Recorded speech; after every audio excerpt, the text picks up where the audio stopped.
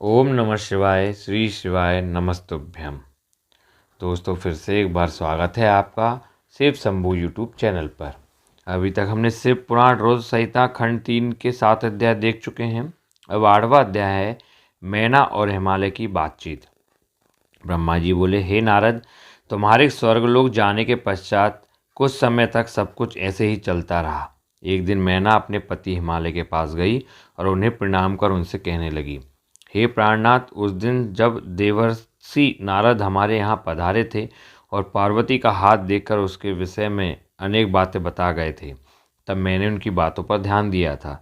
अब पार्वती बड़ी हो रही है, मेरी आपसे विनम्र प्रार्थना है कि आप उसके विवाह के लिए सुयोग्य व सुंदर वर की खोज शुरू कर दें, जिसके साथ हमारी पुत्री पार्वती सुख से अपना जीवन व्यतीत कर सके। वह शुभ लक्षणों वाला तथा कुलीन होना चाहिए, क्योंकि मुझे अपनी पुत्री अपने प्राणों से भी अधिक प्यारी है। मैं सिर्फ पुत्री का सुख चाहती हूँ।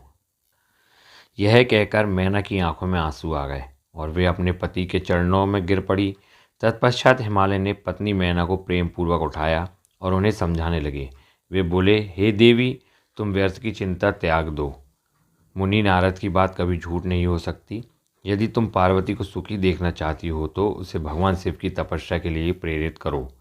यदि शिवजी प्रसन्न हो गए तो वे स्वयं ही पार्वती का पाणी ग्रहण कर लेंगे। तब सब कुछ शुभ ही होगा, सभी अनिष्ट और अशुभ लक्षणों का नाश होगा।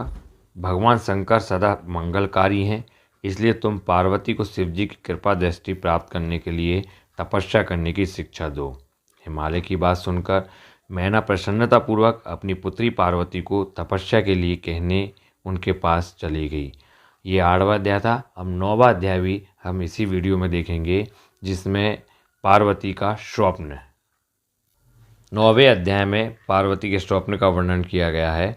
ब्रह्मा जी बोले, हे मुनिश्रेष्ठ नारद, जब मैना पार्वती के पास पहुंची तो उन्हें देखकर सोचने लगी कि मेरी पुत्री तो कोमल और नाजुक है। यह सदैव राजसी ठाट बाट में रही है। दुख और कष्टों को सहना तो दूर की बात है, इनके बारे में भी यह सर्वथा अनजान है। पार्वती को उन्होंने बड़े ही लाड़ और प्यार से पाला है, तब कैसे मैं उसकी अपनी प्रिय पुत्री को कठोर तपस्या करने के लिए प्रेरित कर सकती हूँ। यही सब सोचकर मैना अपनी पुत्री से तपस्या के लिए कुछ नहीं बोल सकी। तब अपनी माता के चिंतित रहे चेहरे को देखकर साक्षात जगदम्बा का अवतार धारण करने वाली देवी पार्वती यह जान गई कि उनकी माताजी क्या कहना चाहती है। तब सब कुछ जानने वाली देवी भगवती का साक्षात स्वरूप पार्वती बोली, हे माता, आप यहाँ कब आई? आप बैठिए। माता, पिछली रात्रि के ब्रह्म मुहूर्त में मैंने एक स्वप्न देखा है, उसके विषय में मैं आपको बताती हूँ। मेरे सपने में एक दयालु और तपस्वी ब्राह्मण आए। जब मैंने उन्हें हाथ जोड़कर नमस्कार किया तो वे मुस्कुराते हुए बोले कि तुम अवश्य ही भगवान शिव शंकर की प्राण वल्लभा बनोगी, इसलिए उन्हें प्रसन्न करने के लिए उनकी प्रेम पूर्वक तपस्या करो। यह सुनकर मैना ने अपनी पुत्री के सिर पर प्रेम से हाथ फेरा और अपने पति हिमालय को वहां बुलाया। हिमालय के आने पर मैना ने पार्वती के सपने के बारे में उनको बताया। तब उनके मुख से पुत्री के सपने के विषय में जानकर हिमालय बहुत प्रसन्न हुए। तब वे अपनी पत्नी से बोले, प्रिय मैना, मैंने भी पिछली रात को एक सपना देखा था। मैंने अपने सपने में एक बड़े उत्तम तपस्वी को देखा। वे नारद मुनि द्वारा बताए गए सभी लक्षणों से युक्त थे। वे उत्तम तपस्वी मेरे नगर में तपस्या करने के लिए आए थे। उन्हें देखकर मुझे बहुत खुशी हुई। मैं अपनी पुत्री पार्वती को साथ लेकर उनके दर्शनों के लिए उनके पास पहुंचा। तब मुझे ज्ञात हुआ कि वे नारद जी के बताए हुए वर भगवान शिव ही हैं। तब मैंने इस पार्वती को उनकी सेवा करने का उपदेश दिया, परंतु उन्होंने मेरी बात नहीं मानी। तभी वहाँ सांख्य और वेदांत पर विवाद छिड़ गया। तत्पश्चात उनकी आज्ञा पाकर पार्वती वहीं रहकर भक्तिपूर्वक उनकी सेवा करने लगी। हे प्रिय, यही मेरा सपना था, जिसे देखकर मुझे अत्यंत प्रसन्नता हुई।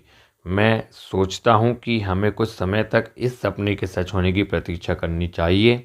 ऐसा कहकर हिमालय और मैना उस उत्तम सपने के सच होने की प्रतीक्षा करने लगे। तो ये 9वां और 10वां इस वीडियो में था शिव पुराण का, जिसमें मैना और हिमालय की बातचीत का वर्णन है और फिर पार्वती जी को स्वप्न आता है। अब हम देखेंगे अगले वीडियो में 10वां अध्याय, जिसमें भौम जन्म का वर्णन किया गया है। ऐसे ही सुनते रहिए आप। ओम नमः शिवाय, श्री शिवाय नमस्तुभ्यम।